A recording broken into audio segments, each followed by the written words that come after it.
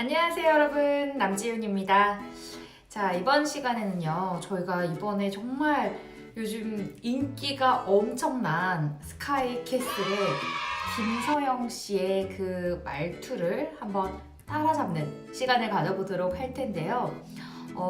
이 김서영 씨가 그 극 중에서 굉장히 뭔가 좀 차갑고, 그치만 그 차가운 와중에 뭔가 신뢰감 있는 그러한 느낌을 또 표현을 하기도 하죠.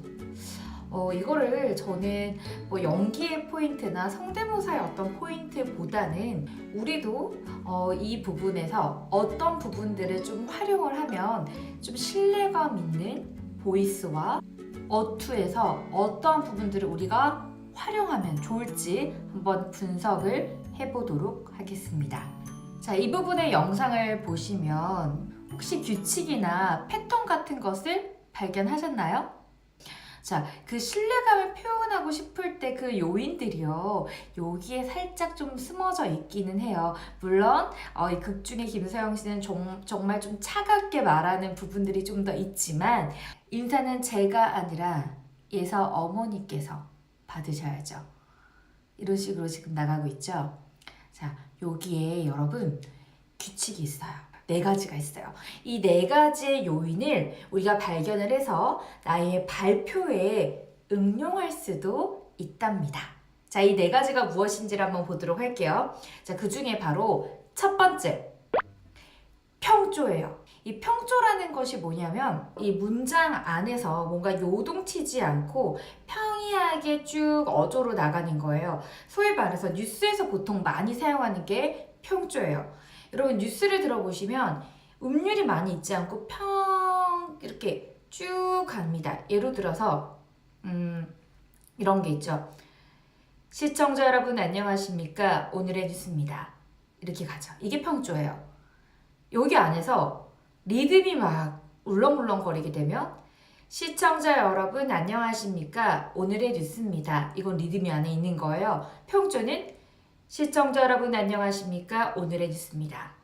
이거예요. 그 부분이 바로 평조예요. 그게 지금 같이 들어가 있다라는 거고요. 그렇기 때문에 염려 놓으십시오. 이런 게 아니죠?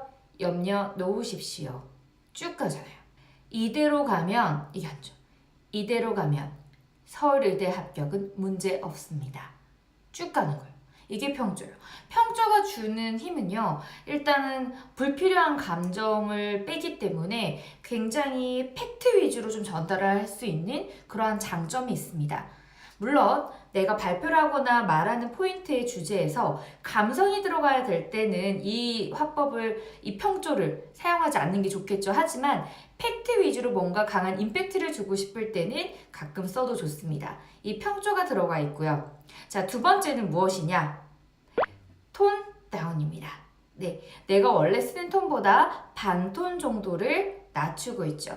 이 톤을 잡는 방법은 또 따로 있어요. 근데 이거는 나중에 제가 또 설명을 드릴 거고, 나의 원래 쓰는 톤보다 반톤 정도 낮게 사용을 해주시면 된다. 자, 그래서 톤 다운을 한번 살짝 해주는 거죠. 뭔가 신뢰감 있는 거를 표현하고 싶다. 그럴 때는 내가 원래 사용하는 톤보다 살짝 반톤 정도 낮게 해주시는 게 좋습니다. 네. 그리고요. 세 번째는 뭐냐면 바로 앞에 강조를 두는 거예요. 앞강조. 자, 앞강조를 두는 부분은 문장에서 앞에 첫 번째 글자 정도의 힘을 주는 건데, 근데 우리가 긴장을 하거나 뭔가 떨릴 때는요, 앞에보다는 조사 부분에 힘을 주게 돼요. 예를 들면, 저는 이라는 짧은 글자가 있어요. 그럼 긴장을 하게 되면, 저는 이쪽에 뒤쪽에 힘이 주게 돼요. 근데 좀 프로페셔널하게 좀 신뢰감 있게 좀 이렇게 멋있게 표현하고 싶다. 저는의 저자에다가 힘을 주는 거죠. 저는 이렇게 앞에 강조해요. 그래서 여기에 보면 초지일관 저를 믿어주셨으니 이런 결과가 나온 거 아니겠습니까? 라는 문장이 있어요. 앞에 글자에 힘을 주고 있어요. 김서영 씨가. 자, 예를 들면 초지일관의 초자, 저를 믿어주셨으니에서 저자와 밑자 이런 식으로 앞에를 지금 힘주고 있어요. 한번 해볼까요? 초지일관 저를 믿어주셨으니 이런 결과가 나온 거 아니겠습니까? 앞에 힘을 줘요. 앞강세에 힘을 주는 거예요. 네, 그래서 우리가 발표를 하실 때도 앞에 강세를 주시는 거죠. 마지막 네 번째, 바로 하강조를 사용하자입니다.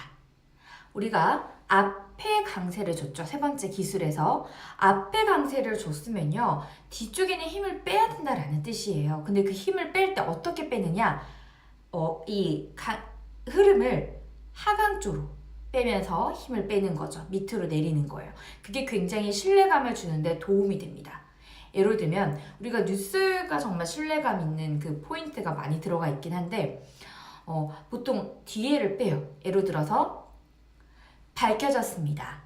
이렇게 뒤쪽을 내리죠. 앵커분들이. 이런 결과가 나왔다고 밝혀졌습니다. 이렇게 내려요. 밝혀졌습니다. 그래서 저희가 아나운서 준비를 할 때도 보통 하강조를 많이 연습을 해요. 왜냐면 이것도 습관이 되어야 되거든요. 하강조를 안 사용하셨던 분들은 사용하는 게 익숙하지가 않으실 수 있어요. 그럴 때는 손으로 같이 활용을 하시는데 예를 들면 밝혀졌습니다라는 문장을 했을 때도 밝혀졌습니다. 이거는 평조예요. 근데 하강조는 밝혀졌습니다. 이게 하강조예요. 상승조는 반대겠죠. 밝혀졌습니다. 이건 상승조. 근데 저희는 지금 신뢰감을 표현하고 싶기 때문에 하강조를 마무리를 해주는 거죠. 밝혀졌습니다. 그래서 지금 김서영 씨가 여기 문장에도 보면 이런 결과가 나온 거 아니겠습니까? 라는 것도 상승조로도 표현할 수 있잖아요. 이런 결과가 나온 거 아니겠습니까? 이렇게. 근데 그게 아니죠. 뭔가 차분하고 팩트에 어떤 신뢰감 있는 걸 표현하고 싶기 때문에 이런 결과가 나온 거 아니겠습니까? 아니겠습니까? 네. 그래서 정리를 하면요. 첫 번째가 여러분 평조로 표현을 하자예요. 두 번째가 톤 다운. 세 번째는 앞강세. 네 번째는 하강조입니다. 이거를 믹스해서 마지막 문장 한번 저희가 리핏해 보도록 할까요? 마지막 문장은 이 자리를 빌려 저를 믿어주신 어머님께 감사 말씀드리고 싶습니다예요. 그러면 앞강세에 힘주고 뒤에 있는 하강조로 뺄 거예요. 톤은 전체적으로 톤 다운 해주실 거고요. 자, 손을 가지고 평이하게 하다가 마지막 부분에 하강으로 떨어질 겁니다. 한번 가볼게요. 이 자리를 빌려 저를 믿어주신 어머님께 감사 말씀 드리고 싶습니다. 네, 내려주십니다. 자, 그러면 우리가 이 드라마 대본 말고 발표할 때 많이 쓸 수 있는 문장 하나를 가지고 해볼게요. 지금부터 프레젠테이션을 시작하겠습니다. 라는 문장이 있습니다. 자, 이거를 여러분 가장 신뢰감 있게 한번 표현해 보도록 할게요. 우리가 긴장을 하게 되면 뒤쪽, 특히 조사 부분에 여러분들 힘이 많이 들어가는 걸 볼 수가 있어요.